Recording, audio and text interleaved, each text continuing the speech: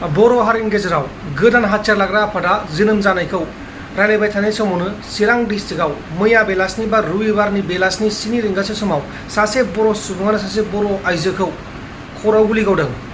दा बेनि सायाव जों सावरायगोन। खुलुमबाय, नोंथांमोनखौ बयखौबो बरायबाय।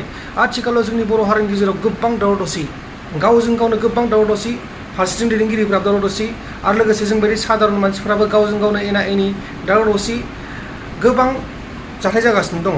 दा बेनि गेजेरावनो जोंनि बर' हारिनि गेजेराव मोनसे हाथियार लाग्रा आफाद BLA बर' लिबारेशन आर्मी बे आफादा जोनोम जादों होननानै मैयाहाय मोनसे नटिसनि गेजेरजों फोसावदोंमोन आरो बे आफादा थांनाय फेब्रुवारि दाननि 1 खालारावनो जादों होननानै लिरना होनाय जादोंमोन। दा बिनि दावरावआ सोलिबाय थानाय समावनो नैबे चिरां डिस्ट्रिक्ट जोंनि चिरां डिस्ट्रिक्टनि सिङाव थानाय दै गुदुं गामियाव बा दै गुदुङाव मोनसे जाथाय जादों। सासे मानसि जायनि मुङानो जाबाय अजय मुसाहारि। बे अजय मुसाहारिया आसाथि बसुमतारी मुंनि सासे आइजोखौ, जायबा आइजोआ दखान होनानै जायो, गला होना जायो, बे आइजोआ गलायाव दंमोन। ओमफ्राय बिनि उनाव बे जायबा अजय होननायजों आरो बे आइजोनि न'खरनि मानसिफोरजों बा आइजोनि फिसायजों एसे नांलाय खमलाय जादोंमोन, बाग्लायनाय जादोंमोन, ओमफ्राय एसे दोलायनाय जादोंमोन होननानै बुंदों बेनि फिसाया। मानोना बे अजय मुसाहारिया जायबा गुलि गावग्रा दुथां, बे दुथां सुबुङा बिनियाव सिगारेट बाखि बिदोंमोन। सिगारेट बाखि बिनियाव मोनाजानायखौ हरा होनदोंमोन। मानोना सिगारेटआ खम दंमोन बिसानि न'खराव बा दखानाव, गाबोन फाननांगौ होननानै बेखौ हरालासिनो दोन्दोंमोन। दा बेनि गेजेरावनो नांलाय खमलाय जानायाव, गाज्रि बाथ्रा बुंनानै नांलाय खमलाय जानायाव बे अजय मुसाहारिया न'आव थांब्रबनानै हाथियारखौ लाना फैदों आरो हाथियारखौ लाना फैनानै बे जाथायखौ खालामदों।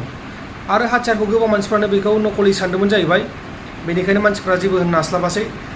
ओमफ्राय दा बे अजय मुसाहारिया हाथियारखौ लाना फैनानै गुलि गावबाय, ओमफ्राय गुलिया नैबे खर'आव नांदों। बे समाव आसाथि बसुमतारीखौ नैबे चिरां डिस्ट्रिक्टनि जोंनि बे चिरां डिस्ट्रिक्टनि सिङाव थानाय जोहोलाव सिमला बा चिरां जिल्ला सिभिल हस्पिटालाव फाहामथायगासिनो दङ। फारसेथिं दुथां सुबुं जायनि मुङानो जाहैबाय अजय, बे अजयखौ पुलिसा एरेस्ट खालामनाय जाबाय। गोबां आसरित जाथाय जागासिनो दङ।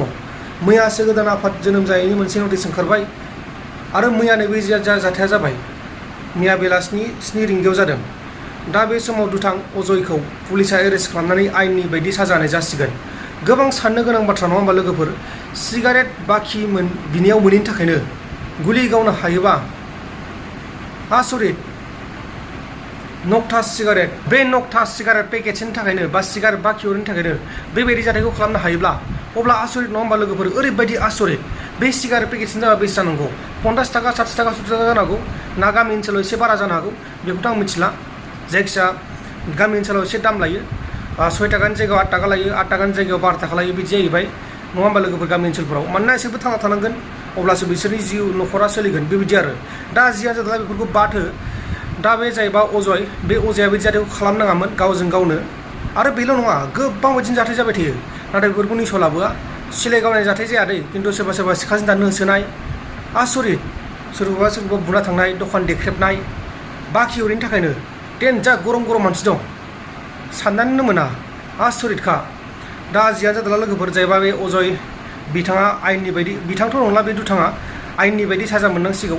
दा बेखौनो जों आसा खालामो। आरो जायबा बे आसाथि बसुमतारी, बेनि सायाव नायबिजिरनाय जानांगौ। बिथाङा फाहामसालियाव बेसेबां खरसा जादों बेखौ होनांगौ, बेखौनो आं सानो। अब्ला लोगोफोर गोजोन्थों, एसेनोसै।